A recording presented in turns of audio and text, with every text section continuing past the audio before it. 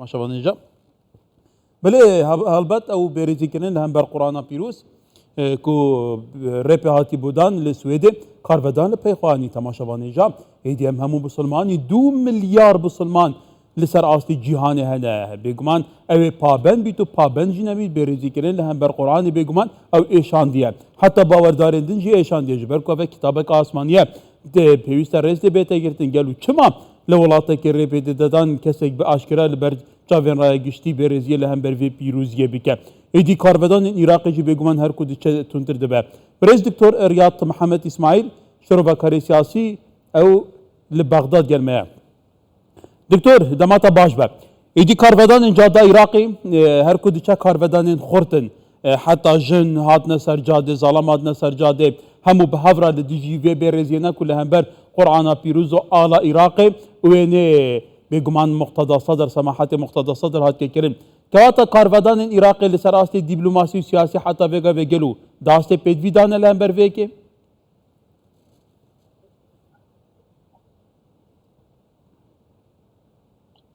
نعم سڵاوی جوانتان لێبێت لە بینەرانی بەڕێزیشتان لە ڕاستیدا ئەوەیە کە کاردانەوەکان دوای ئەوە هاتن کە دەستدرێژێکی ڕوون و ئاشکرا کرایە سەر پیرۆزیەک کە کەسێکی دوورەپەرێز هەروەها دوور لە یاسا دوور لە هەموو پابندیە ئەخلاقیەکان هەستا بە قورئانی سووتان دەستدرێژی کردە سەر تایبەتمەندی کەسانی دیکە و دەستدرێژی کردە سەر بیر و باوەڕیان عێراق هەڵوێستێکی ڕوونی هەبووە بە تایبەتی لایەنگرانی موقتەدا سادر کە هەڵسان خۆپیشاندانیان کرد بەڵام سووتاندن شتێکی سەرکۆنەکراوە ئێمە لە چوارچەوەی دەستوردا مافی خۆپیشاندانی ئاشتیانەمان هەیە ئێمە پێویست وای دەبینین کە پێویستە وڵاتانی عەرەبی وڵاتانی ئەوروپیش خۆپیشاندان دژی ئەم دەستدرێژی و دەستی ئەم سوکایەتیە بکەن چونکە دەستدرێژیەک کاتە سەر هەموو بنەما ئەخلاقیەکان تەنانەت فەلسەفەکانی خۆشیان فەلسەفەکانی ئازادی مانای ئازادیان دەستنیشان کردووە سنوورەکانی ئازادیان دەستنیشان کردووە کە نابێت تۆ ئازادی دەستدرێژی بکەیتە سەر ئازادی گشتی ئەمە دژی دەستورە ئەخلاقیەکانە ئەمە سەرکۆنەکراوە نابێت ڕێگە بدەین کەسێک بە ناوی ئازادیەوە دەستدرێژی بکاتە سەر بەها ئەخلاقیەکان نابێت دەستدرێژی بکاتە سەر بیرۆباوەڕی خەڵک و ئاینی خەڵک و سوکاتیان پێ بکات نابێت دەستدرێژی بکاتە سەر کتێبە پیرۆزیەکانیان ئەمە دەستدرێژی نییە تەنها بۆ سەر قورئان بەڵکو وەکو دەستدرێژی وایە بۆ سەر هەموو کتابە ئاسمانیەکان پێمان وایە سوتاندنی قورئان کە لەلایەن ملیاران خەڵکەوە بڕوای پێیەتی لە سەرانسەری جیهانە دەستدرێژێکی ڕوونە پێمان وایە کە ئەم وەڵامدانەوەیە گەلی و حکومیە وەڵامدانەوەیەکی ئاساییە چونکە دەستدرێژی کراوەتە سەر ئێمە پێمان وایە ئاساییە کە تۆ باڵێزی خۆت بکشێنیتەوە باڵێزی عێراق بکشێنیتەوە تەنانەت هەرێمی کوردستانیش نێردەی خۆی کشاندەوە ئەمە ڕێکارێکی دروستە بۆ ئەوەی کە نامەیەک بنێرین بۆ سوید بە دیاریکراوی پێی بڵێن کە پێویستە ئازادیەکان لە چوارچەوەی بەها ئەخلاقیەکان نابن لە چوارچەوەی ڕێزگرتن تابن لە مافەکانی خەڵکی دیکە بە شێوەیەکی کوێرانە ئازادی بەکار نێنن کە دەستدرێژی بکەنە سەر خەڵکی دیکە و کاری بێعقلانە بکەن ئەو کەسە عێراقیە کە قورئانی سووتاندووە ئەمە نامەیەکی ڕاستەقینەیە نامەیەکە کە کۆمەڵێک کاردانەوەی سیاسی دیکەی کە هەبێت ئەم کەسە تەنها نوێنەراتی مەسیحی ناکات نوێنەراتی عێراقیەکانیش ناکات باڵکو کۆمەڵێک ژووری تاریک هەن کە ڕووداوەکانیان تێیدا ڕوویداوە هەندێک کەس دەیانەوێت فیتنە بجوڵێنن بەهۆی ئەم کارەوە و ئینشاءڵڵا هەموو ئاینەکان و گەلەکانی عێراق هەموو مەسەبەکانی پێکەوە ڕوبڕووی ئەم فیتنەیە دەبینەوە ئێمە پێکەوە بەسراوین لە ڕووی نیشتیمانیوە پێکەوە بەسراوین لێ ئەوە جێ سەرنجەیە ئەف کەسە لە وڵاتێکە دن و بە دەستوورا ڤی وڵاتی لەسەر لە بەرچاوێن ڕایە گشتی ئەف وەکە تێگوتن لە بێرێزی ئەنجامدایە قورئانا پیرۆز شەوتاندیە بێرێزی لە هەمبەر ئاڵا عێراقیژی کردیە یعنی باوێکی فەرمی و لە هەمبەر باجووزخانە عێراقی و ڕایە گشتی حتا ئەف کەسە هات کە پاراستنجی شغل بەرامبەری ویژی خۆ نیشاندان هەبوو یە پرۆتۆستاڤەیەکی هاتیەکردن ji bilî Iraqê îro roja cumeyê li ser astê welatên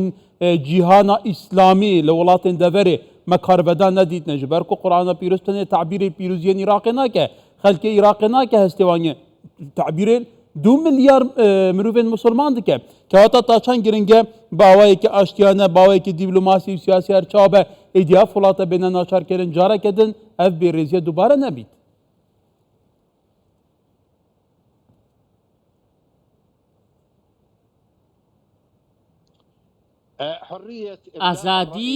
ئازادی ڕادەربڕین ئەمە شتێکە کە لەلایەن دەستورەکانی جیهانەوە پشتیوانی کراوە، تەنانەت دەستوری عراقیش کۆمەڵک بەندی تایە کە جەخت لەوە دەکاتەوە کە تۆ ئازادی ڕادەر ببڕیت، بەڵام لە چوارچەوەی ئازادیدا لە چوارچەوەی ئەخلاقدا نابێت تۆ لەو بەها ئەخلاقیانە دەربچیت، بە تایبەتی ڕێزگرتن لە بیر و باوەڕ و فکرەی خەڵکی دیکە. هەر لەبەرەوە ئەم خۆپشاندانانە و بە تایبەتی دەستدرێژیکردنە سەر دینێک کە ملیاران شوێن کەوتەی هەیە، ئەمە ڕەفزکرا و دەستدرێژیە بۆ سەر شەرەفی خەڵک، دەستدرێژە بۆ سەر نەتەوەیەگرتووەکان، دەستدرێژیە بۆ سەر ئەو ڕێکخراوە نێودەوڵەتیانەی کە داکۆکیل ئازادی دەکەن، ئەمە دەستدرێژیە بۆ سەر هەمویان. چونکە عێراق تەنها وڵاتێک نییە کە ڕوبڕووی ئەم سوکایەتیە ببێتەوە. عێراق ڕاستە وڵاتێکی کۆن و ئەندامی نەتەوەیەگرتووەکانە، بەڵام وڵاتێکیشە کە بەردەوام مێژووی هەبووە، بەردەوام سەرواری هەبووە، بەردەوام ئازادی لە بەرگری لە ئازادیەکانی کردووە. پێویستە وەزارەتی دەرەوەی سوید و دەسەڵاتدارانی سوید ڕێگە نەدەن ئەم کەسایەتیانە ئەم کارانە بکەن، قورئان بسووتێن، کتێبی ئاسمانی بسووتێن، دەستدرێژی بکەنە سەر کتێبە پیرۆزەکان و سوکایەتی پێ بکەن، هەروەها هەڵسن بە سووتاندنی ئاڵای وڵاتێکی دیکە کە سەروەری خۆی هەیە. هەروەها چونکە سوید لەگەڵ ئێمە پەیوەندی هەیە، بەرژەوەندی هاوبەشمان هەیە، پێویست بوو سوید بە وردی بیر لەمە بکاتەوە، بیر لە بەرژەوەندەکانی خۆی بکاتەوە، بیر لە گەلەکەی بکاتەوە، بیر لە بەرژەوەندیانە بکاتەوە کە بە وڵاتانی ئیسلامی عێراقەوە هەیەی، بڕیاری بدایە کە ڕێگە بەمە نات. بۆ نمونە وڵاتی کۆمپانیای ئەریکسۆنمان هەیە کە لە عێراق کار دەکات و پەیوەندی ئابووریمان هەیە، پەیوەندی گەشت و گوزاریمان هەیە. هەموو ئەم شتانە کە ڕەنگە ببڕێن لەناو بچن لە چوارچێ ئەو ڕێکارانەدا کە حکوومەتی عێراق و حکوومەتی هەرێمی کوردستان گرتویانتە بەر. پێویستە ئێمە هەموو هەوڵەکەمان بخەینە گەر لە ڕێگەی ئەنجومەنی ئیسلامیەوە، لە ڕێگەی کۆمکاری عەرەبیەوە، لە سعودیەوە، لە ئێرانەوە کە هەڵسن بە ڕەتکردنەوەی ئەم کارە. پێویستە هەمویان لە چوارچێوەی کۆبوونەوەیەکی فراواندا شانبەشانی عێراق بوەستن بۆ ئەوەی ڕوبەڕووی ئەو کەسانە بنەوە کە دەستدرێژی کەنە سەر کتێبی پیرۆزی خوای گەورە و بیر و باوەڕی مسلمانان، چونکە ئەمە دەستدرێژی بۆ سەر نیوەی خەڵکی زەوی. ئێستا پێویستە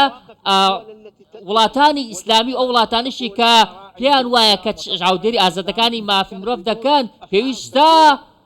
کاردانەوەی دیکان هەبێت. بەڕاستی کاردانەوەکان شەرم هێنەرانە بوو، کاردانەوەیکە جدی نەبوو. پێویستە حکوومەت حکوومەتی سوید بەرپرسیاتی ئەو کەسە هەڵ نەگرێت. پێویستە دەسەڵاتدارانی سوید ڕێگە نەدەن کەسێکی وا سوکاتێکی وا بەو شێوەیە بکات لە بەرچاوی جیهاندا. من پێم وایە کە پێویستە نێردەکانی عێراق بجوڵێن، بەرپرسانی عێراق بجوڵێن، ڕێکخراوەکان بجوڵێن، دەسەڵاتدارە دینیەکان و بەرپرسانی ئاینەکان بجوڵێن پێکەوە بە یەک دەست وەکو جەنابەت ئاماژەت پێدا. پێویستە لە چوارچێوەی خۆپشاندانێکی فراوان، لە چوارچێوەی بەرزکردنەوەی دەنجیان بۆ سەرکۆنەکردی ئەم کارە ناشرینە پێکەوە بوەستن. چونکە ئێمە ئەم دەستدرێژەی کراوە تەنها دەستدرێژێکی بچووکە، ڕەنگە دەستدرێژی دیکەش هەبێت، دەستدرێژی گەورەتریش بکرێت، ئەو کەسەی کردوێتی تاوانبارە. چونکە پێم وایە کە کۆمەڵێک بازنە هەن، کۆمەڵێک کەسایەتی هەن، پشتیوانی ئەم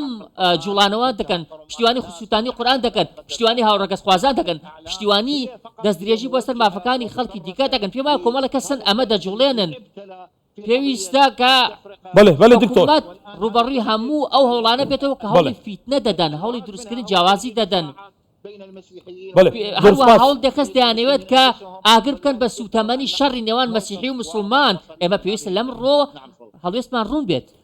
سپاس برێسە دکتۆر ڕیاض محەممەد ئیسماعیل، شۆرباکاری سیاسی لە بەغدا. دکتۆر ڕۆژێکی خۆش.